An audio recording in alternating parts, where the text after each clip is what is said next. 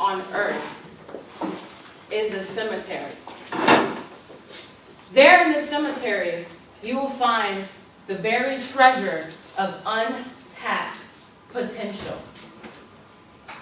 The number one regret people have if they make it to their deathbed is not living life to the fullest. Presiding officer, DTMs, fellow Toastmasters, and most welcome guests. Today, I want to talk to you guys about that infamous F word. Not that F word. We're talking about fear. Fear is the number one stealer of dreams, the father of mediocrity, and the enemy of greatness. The acronym for fear is false evidence appearing real. Way too often, we make these elaborate stories in our head that seems real, but really, they're not. The thing about fear is it will keep you from taking a leap of faith in life. It's like playing double dutch, but never actually getting in the game. Instead, you go back and forth as to why you shouldn't get in. I'll wait till my kids go off to college. I'll lose weight after Thanksgiving. We're in May. So what's the excuse? Ready for next Thanksgiving. We have to change the way we see fear. Fear has its purpose in our lives. Fear of consequences, for example, will keep you from making bad decisions that have dire consequences.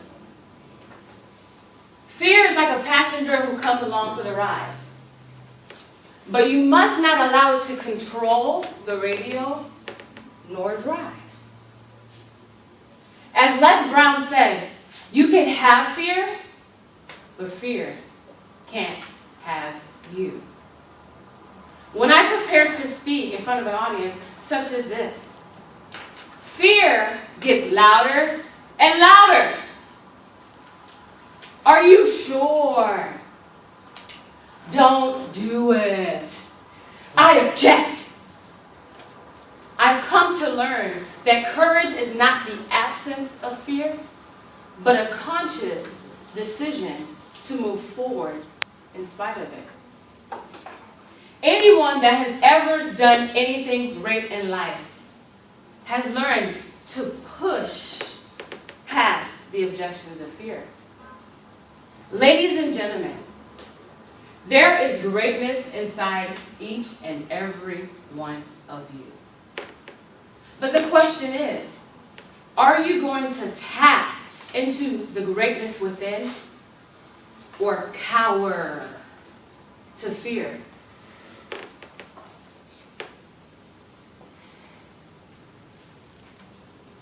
I've come to learn that fear is not something for us to be afraid of.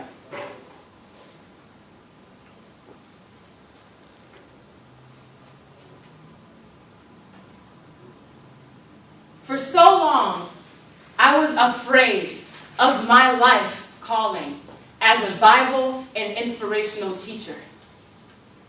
I feared rejection. I suffered from feelings of inadequacy. What if I succeeded but couldn't handle the success? So I decided to do what many people do. I decided to play it safe and settle.